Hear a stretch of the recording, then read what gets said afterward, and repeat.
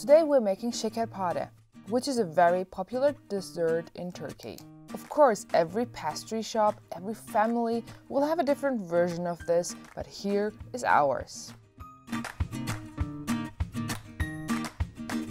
You'll need 2 eggs, and no, not a cat, 125 gram butter, 2 tablespoons of coconut flakes, 80 gram sugar, 80 gram semolina, 80 milliliters vegetable oil, 350 gram flour, and 1 package of baking powder.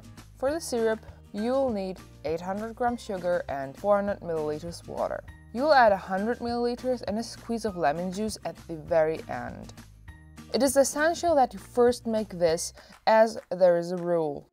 Either one has to be hot. So either the şekerpare itself is hot, the syrup is not, or the other way around. This way it seems to be the most efficient. Pour the water into the sugar and start stirring it.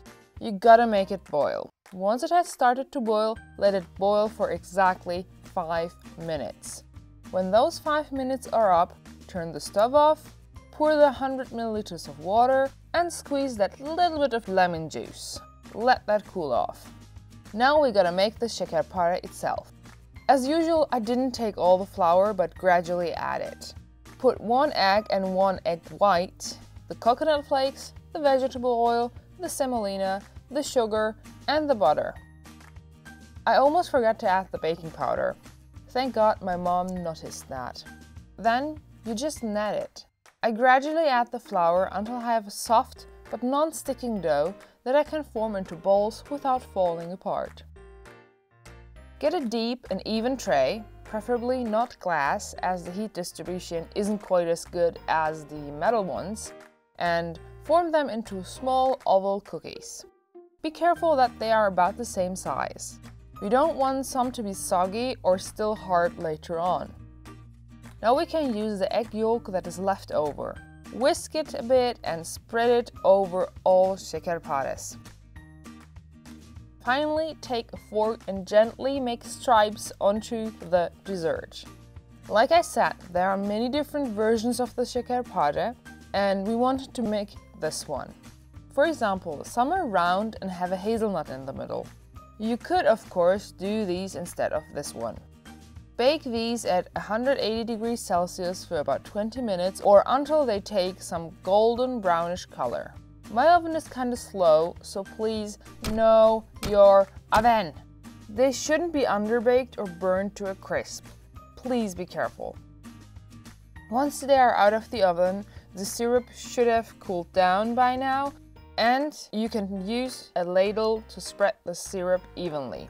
I start by pouring it over each şekerpare one by one, then pour it just a bit more until the syrup comes about half of the şekerpare. Now cover that with a clean cloth or a newspaper and let it soak in.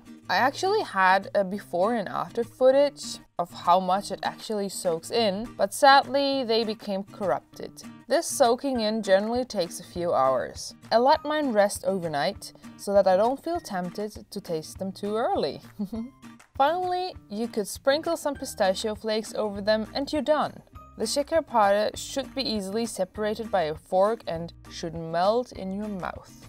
Usually you just eat one at a time due to the syrup, but I know my brother easily manages to eat 4 or even 5 pieces at once.